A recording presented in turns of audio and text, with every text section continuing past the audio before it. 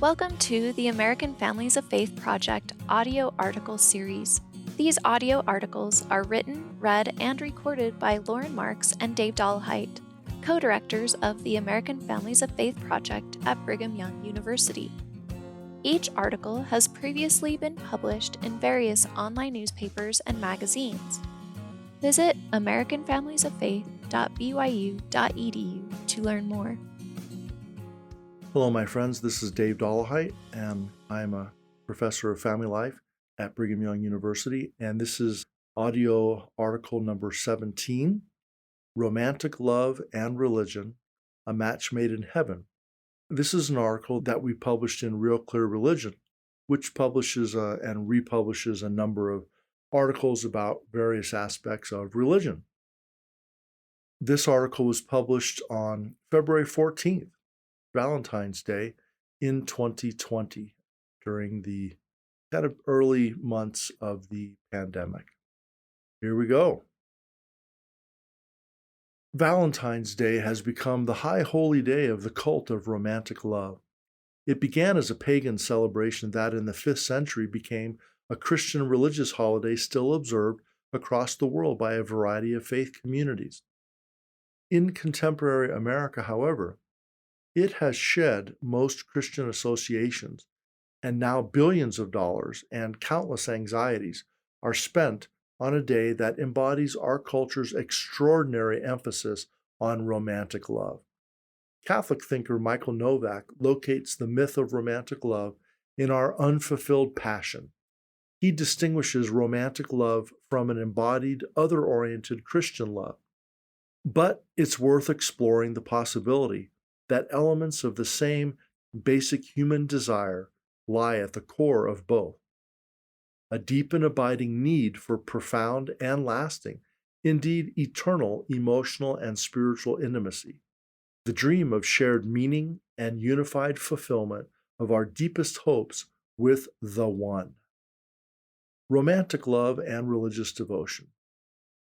Romance in new relationships is often exciting, fresh, and full of relational and sexual tension. The new relationship is filled with possibility and may finally be the love that is endless. Of course, many of these feelings seem destined to diminish over time. Still, almost everyone wants to fall in love. Everyone wants to be loved. Most people also want to love others in a meaningful and lasting way. However, to form an enduring relationship, many have to overcome the personal anxieties and relational fears that prevent full, lifelong commitment. The bliss of early romance provides the catalyst that many people need before making the leap that is necessary for a long-term commitment to another flawed person.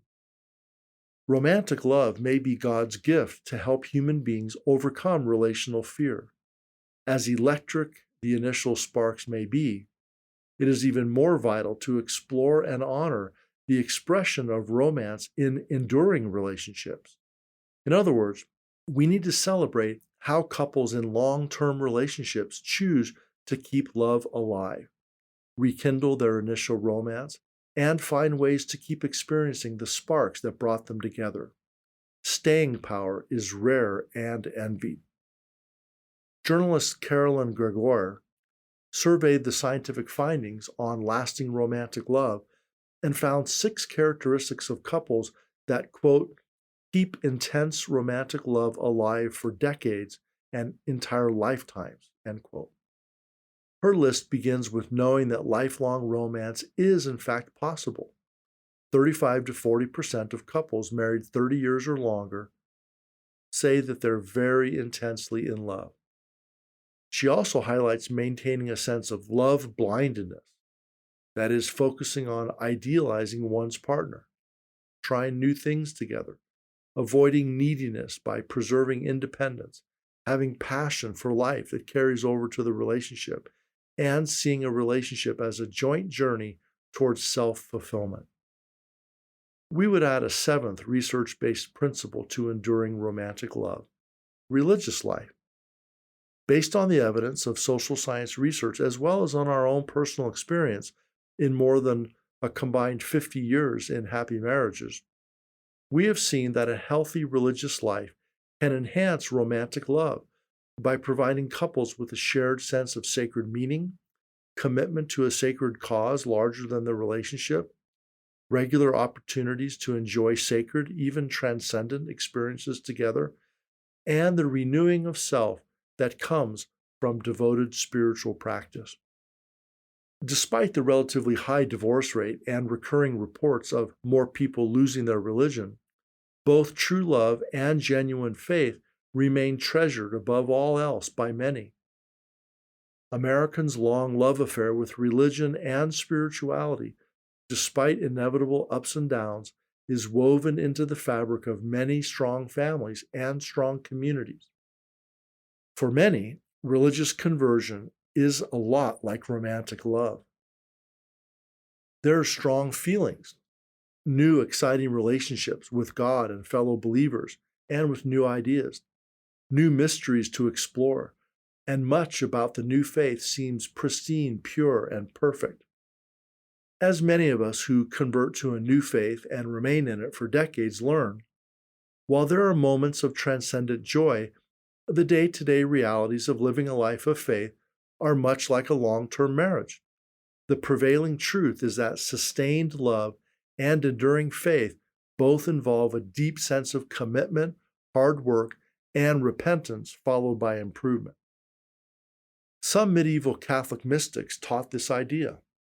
Christian art historian Matthew Milliner writes, quote, "Medieval mystics, most famously Bernard of Clairvaux, in his sermons on the Song of Songs, periodically used sexual imagery to describe the indescribable, union with Christ.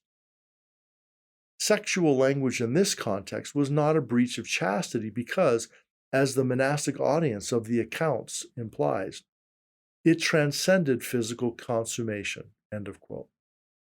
He adds, quote, "In the 12th century, Hildegard of Bingen actually dressed her nuns as brides when they went forward to receive communion." End quote. Problems with prioritizing romance over religion. Our Western fixation on romantic love and waning focus on religion are increasing apace. A historical study by scholar Sarah Balstrup suggests that people in the West have increasingly replaced Christianity with the religion of romantic love, and that as people set religious institutions aside, they turn to romantic relationships to fulfill an expanding range of needs that religion once satisfied for its own devoted faithful.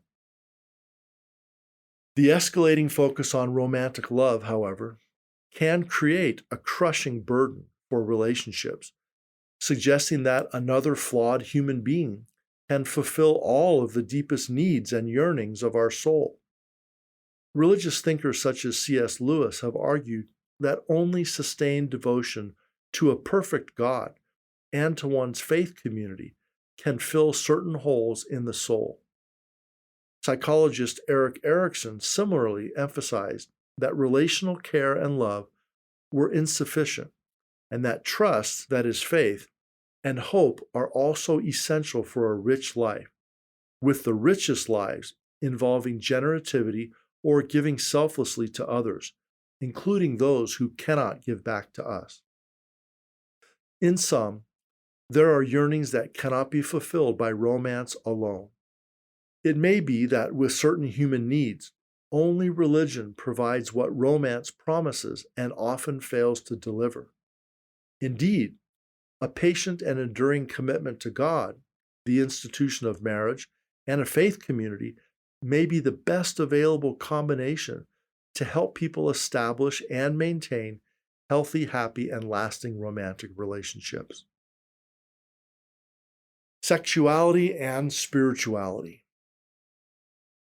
Religion may help strengthen some aspects of marriage, but doesn't it also stifle sexual expression, foster sexual repression, guilt, or otherwise harm sexuality in couples? Empirical evidence actually indicates that religion mostly benefits sexual health and happiness in committed relationships. In her introduction to a special issue of the American Journal of sexuality education, Reverend Deborah Hafner, self-described as a, quote, sexologist minister, end quote, argues that faith communities teach that, quote, our sexuality and our spirituality are intimately connected, end quote. And she reports, quote, denominations, congregations, and seminaries are now integrating sexuality issues into their ministries, end quote. She concludes by saying, quote, sexuality education is a moral issue, and faith communities have a special role to play in teaching and supporting the people they serve to become sexually healthy adults, end quote. While the relationship between religion and sexuality is complex, a number of rigorous studies have shown that, on the whole, religious involvement has a number of benefits on sexual frequency, quality, and satisfaction in long-term relationships. In a report of a global study of religion and family life, University of Virginia professor of sociology Brad Wilcox and other scholars found that among husbands and wives aged 18 to 50, a significantly higher percentage of those identifying themselves as highly religious agreed with the statement, quote, I am satisfied with my sexual relationship with my partner, unquote, compared to those who were less religious or not religious at all. Social researchers Jeff Dew and Brian Willoughby similarly reported, quote, although popular culture will likely continue to exploit religiosity for its stereotypes, including sexual stereotypes, the reality may be a bit more complex. Indeed, when taken together, our findings suggest that a new adjective best describes marital sex between religious couples, quote, satisfying. Of course, while there is wide variation among religious communities in their teachings about sexuality, many faiths teach the spiritual value of sexual restraint, the relational value of sexual fidelity, and the social value of sexual responsibility. These three values may not be considered sexy, but they typically lead to sexual trust and sexual bonding that are core to long-term sexual satisfaction and security. A study by marriage scholars Dean Busby, Jason Carroll, and Brian Willoughby found that, quote, sexual restraint, end quote, was positively associated with later marital relational outcomes.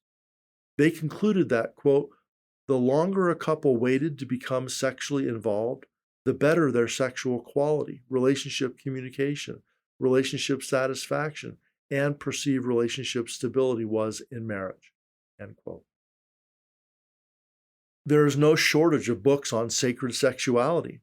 For example, in his book, Sacred Sexuality, The Erotic Spirit in the World's Great Religions, George Feuerstein, quote, examines the history of sexuality as a sacramental act in Christianity, Judaism, goddess worship, Taoism, and Hinduism, end quote.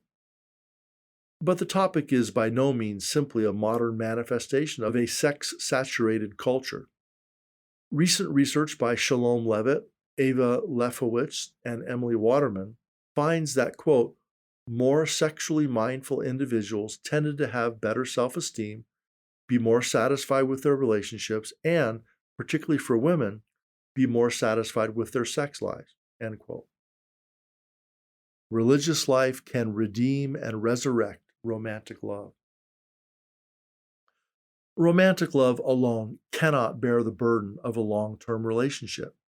Many caught up in the raptures of the cult of romance simultaneously divorce themselves from religious beliefs, values, practices, and faith community ties. Even so, our 2 decades of in-depth interviews with diverse and happily married wives and husbands in long-term marriages indicate that the holy grail of eternal love can be discovered in a counterintuitive way. In the words of the early 20th century French laureate Antoine de Saint-Exupéry, quote, life has taught us that love does not consist in gazing at each other, but in looking outward together in the same direction, end quote. Romance can be an important part of a happy, healthy marriage, and religion can both redeem and resurrect romance in a long-term relationship. This includes Jewish husbands singing a woman of valor to his wife each Shabbat evening, a Protestant or Catholic couple engaging in renewal of marriage vows, couples attending church together, or a Latter-day Saint couple regularly going together to the temple to perform temple sealings that involve a recitation of their own marital vows. Modern Orthodox Jewish author Blue Greenberg recalls times of watching her husband do his daily prayers and noted, quote, "For some reason, these are all romantic memories for me, a mixture of faith and sexuality, and at times a sense of nearness to God," end quote. Beyond heart and hormones, a growing body of social science research demonstrates that these kinds of religious practices, and many others, can enhance marriage and even romance. Both personal and shared religious involvement are associated with a range of relationship benefits. Research by marriage and family therapists Mark Butler, Julie Stout, and Brant Gardner found that prayer in couple relationships leads to relationship softening, marital healing, and positive relationship change. Our own research over the past 2 decades with the American Families of Faith Project has documented that religious beliefs and spiritual practices in diverse faith communities can help couples better avoid and address marital conflict, reconcile following relational conflict or distance, enhance marital commitment, remain faithful to each other in long-term marriages, and perhaps most importantly, provide a, quote, shared marital and family vision, end quote, that motivates and influences women and men to remain one in purpose and mission. Remain, run, or resurrect. While marriage scholar John Gottman has found that an abiding friendship may be the foundation of a successful, lasting marriage, periodic romantic love may be the necessary added spark. Romance stories often present married persons with 2 stark options: remain in a seemingly dead marriage out of duty or loyalty to God, church, spouse, children, or run off with another person who promises a new and exciting life full of unfulfilled romantic fantasies, thereby causing the dying marriage to desist. While romantic feelings can be a wonderful catalyst to begin and help sustain a long-term relationship, tragically they can also be the impetus of an illicit affair that destroys a marriage. Romantic feelings involving a person who is already married to someone else often lead to terrible destruction, a kind of blood offering for the cult of romance. What is only rarely explored is a third option: resurrect the dead or dying marriage through work, sacrifice, counseling, and some romance. What is considered romantic differs across people, cultures, and time. For many, fueled by commercial interests, flowers, chocolates, expensive jewelry, and fancy restaurants are the stuff of romance. For more mature relationships, romance can be felt from simple acts of kindness and service. Some women feel there is little sexier than a man willing to shoulder a generous load of housework. Transcendence in romantic love and religious life. Summarizing studies about transcendent experiences, scholars Jeff Levin and Leah Steele write that transcendent experiences involve, quote, a state of consciousness characterized by altered or expanded awareness, end quote. People often struggle to describe their transcendent experience. Some report they are beyond understanding. Others say they are more real and more authentic than everyday experience. Mark Woodhouse identified a core set of experiences as including a sense of unity, positive moods, positive changes in attitude, acceptance, inner knowing of profound meaning, and transiency. Other terms often used include a sense of awe, holiness, or worship. Interestingly, many of the above-named characteristics of experience are also present in romantic love, which has been defined as a quality of feeling of mystery, excitement, and remoteness from everyday life that is also described using words like mystique, newness, ecstatic, electrifying, and transient. The phrase that one person worships the ground on which his love walks captures the sense of awe and devotion often present in romantic love. Descriptions of both romantic and religious transcendence often include the sense of experiencing a little bit of heaven on earth, of a thinning or even a piercing of the veil between heaven and earth, the sense of being touched by divine power, and a revealing of divine destiny. Elder Jeffrey R. Holland, an apostle of the Church of Jesus Christ of Latter-day Saints, stated, quote, "Physical intimacy is not only a symbolic union between a husband and wife, the very uniting of their souls, but it is also symbolic of a shared relationship between them and their Father in heaven. These are moments when we quite literally unite our will with God's will, our spirit with His spirit, where communion through the veil becomes very real." End quote. Transcendent experiences have been put in two types, called green type and mature type. The green type is more transitory, ecstatic, and pleasure-oriented. The mature type is an enduring experience of serenity and sacred unity. Romantic love has also been divided into stages as it matures. Psychologist Leon Seltzer writes, quote, "In a relationship that has been realized, romance has faded to grow into something less mysterious, blissful, or special." But he continues, "Surprising your partner in a large variety of ways can help to revivify certain feelings of romance." Romantic love can be the spark that leads to a mature, lasting marriage, much like a spiritual conversion that can ignite a mature, long-term commitment to God or a faith community. Perhaps the integration of romantic love and religious life is one way to obtain deep and lasting love in an enduring marriage. Divine sparks of romantic love. Even if the marriage between religion and romantic love was made by heaven, it has since had its share of incompatibilities, ups and downs, and rough patches. Even so, perhaps like all lasting marriages, it can be worked on and consecrated to the well-being of both partners. In the mystical theology of the Jewish Kabbalah, there are primordial divine sparks from the creation that could not be contained in sacred vessels, but remain in broken shards that include this world and everyone in it. Jewish thinker Howard Schwartz observed, quote, "When enough holy sparks have been gathered, the broken vessels will be restored, and tikkun olam, the repair of the world, awaited so long, will finally be complete. Therefore, it should be the aim of everyone to raise these sparks from wherever they are imprisoned and to elevate them to holiness by the power of their soul." End quote.